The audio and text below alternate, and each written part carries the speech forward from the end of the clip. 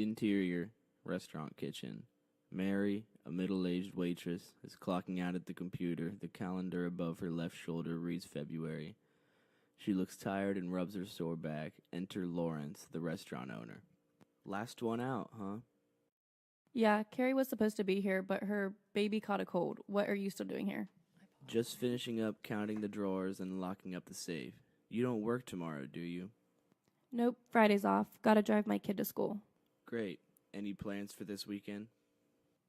Yeah, it's my brother's birthday. We're having a party and some of my family's coming over. Oh, exciting.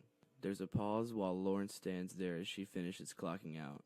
Lawrence then grabs her by the small of her back and pulls her closer to him. Mary, I really appreciate you coming in tonight and staying so late. Mary looks uncomfortable but doesn't push herself away. She looks down at her feet. Thank you. Would you be interested in working any more of these late nights? Get that paycheck up a little bit? I'll cover somebody's shift if I have to, but I need my schedule the way it is now. You sure? Yes, now I have to go home and see my daughter before she falls asleep. She pushes herself away from him and begins to walk away. Let me know if you change your mind. Have a good weekend, Mary. Mary walks to the door of the restaurant and walks out. Exterior, restaurant parking lot. Mary walks towards her gray Pontiac Grand Am with the restaurant to her back. Lawrence is standing by the large glass window. He continues to watch as Mary's car pulls out of the parking lot and onto the road. Interior, home living room. The front door to the house unlocks and Mary steps in. She looks up to see her older brother Calvin laid back in his recliner watching the news. Her daughter Casey, age 12, is fast asleep on the couch. The house is not very clean. Cal, I told you to put Casey to bed if I'm at work too late. Calvin looks at the clock on the wall and then at Mary. Sorry, I wasn't paying attention to the time. What were you paying attention to? Mary walks up to the TV and shuts it off and starts picking things up off the floor. Hey, what the hell? What the hell is all your trash on the floor? My trash? It's your kid that's a filthy heathen. Oh, screw you. Have you even moved all day? You got sauce all over your shirt. You look disgusting. Calvin stands up rather quickly. Mary backs away slightly. What the fuck is wrong with you right now? Mary's lip quivers as she tries to find the words. Nothing, just a rough day at work, that's all. Huh. But would it kill you to maybe do some work around here? I mean, your party's tomorrow. Calvin grabs a hold of Mary's wrist. Work? I've done my work. I paid for this house. I worked with Dad until he died and supported you until he lost his shop. I kicked that son of a bitch husband to the curb for you when he cheated. Calvin looks over at the couch and sees that Casey has her eyes open.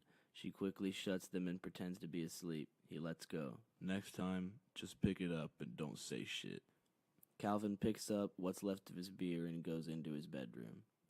Interior, home kitchen, morning. Mary is busy washing dishes while Calvin is eating and reading the paper. Casey, are you ready for school?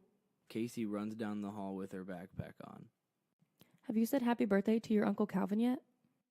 Happy birthday, Uncle Calvin. How old are you?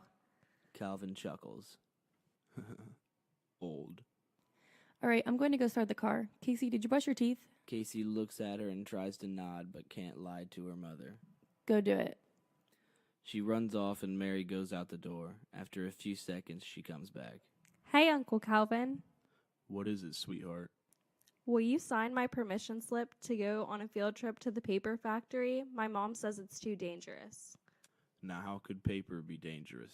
Of course I'll sign it. Give it here. He signs the paper and pats her on the head.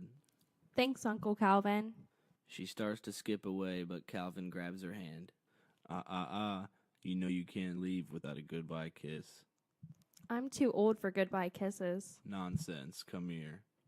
Casey smiles at her uncle. Calvin has his lips puckered, and Casey gives them a light tap with hers. Ew, mustache. Casey laughs as she runs out the door. Calvin smiles. Interior, home kitchen, evening. The atmosphere of the house has completely changed from quiet and downbeat to booming and cheerful. The kitchen is full of other adults, all eating happily and drinking wine. Casey is away in the living room. Mary is at the sink cleaning dishes. Calvin is seated at the head of the table. Here you go, Cal. Happy birthday. Oh my, a bottle of single malt scotch. Paul, this is great. I'll save it for when I'm dying. Thank you. Paul, Calvin, and the rest of the table laugh. And this is from me and Beatrice, Calvin. I hope you like it. Fresh pair of Oxfords. I had a pair like this 15 years ago. They're actually Johnson and Murphy Oxfords. Wow, well, thank you very much, you two. And I got you this. 2 Cubans, eh? You know me too well. 2? One of them's for me. They all join in laughter again. I was hoping you'd enjoy it with me after you went to O'Connor's. Mary stops washing dishes for a moment and listens in on the conversation. Oh, I can't go to that place. Mary turns back around and continues washing. Why not? A few years ago, they kicked me out and told me never to come back. What for? For smacking the barkeep when he wouldn't serve me any more drinks. They all laugh again. Made me feel like a kid again, getting kicked out of bars. Remember Smokey's Tavern? When me and that girl's boyfriend had a slight disagreement on who she belonged to. You were lucky I was there to help when he started throwing chairs around. Laughter ensues.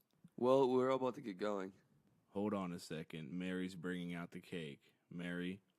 Mary comes around the corner with a single slice of red velvet cake with a candle lit on top and sets it in front of Calvin. She goes back and starts cutting more pieces. Y'all aren't gonna sing, are you?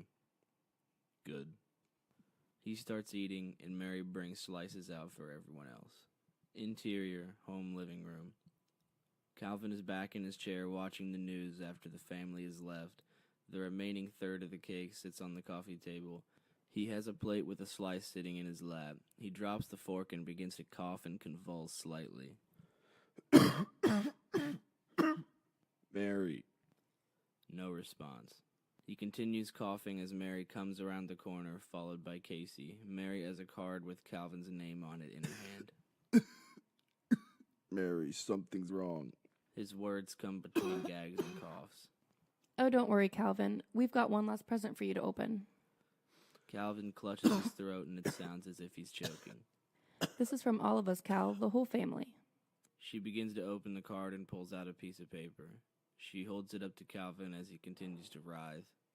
It's a last will and testament. Remember when you signed Casey a permission slip? Calvin's eyes widen in disbelief. There was no field trip. Casey is hiding behind her mother, but watches as her uncle struggles to breathe. It says here that you're leaving everything you have, including the house, to your sister and her beautiful daughter. Calvin begins to foam with the mouth, his expression now full of rage. He tries to grab the piece of paper. No, Cal, no. That's not all we got you. The other part of this gift was the arsenic I put in your first piece of cake. Calvin is wheezing and spitting, all the while he remains enraged. I wish we didn't have to do it, Cal, but we couldn't stand to live with you anymore. It was my idea at first. Casey insisted on it. We decided it was official the day after she told me what you did to her, and you probably didn't even remember it. She leans in and whispers to him. Happy birthday, you fucking son of a bitch. Calvin slumps back, his face expressionless. His eyes lose the anger they always had. Now they just look dead. Happy birthday, Uncle Calvin. The end. Interior, restaurant kitchen. Mary, a middle-aged waitress, is clocking out at the computer. The calendar above her left shoulder reads February. She looks tired and rubs her sore back. Enter Lawrence, the restaurant owner. Last one out, huh? Yeah, Carrie was supposed to be here, but her baby caught a cold. What are you still doing here? Just finishing up counting the drawers and locking up the safe. You don't work tomorrow, do you?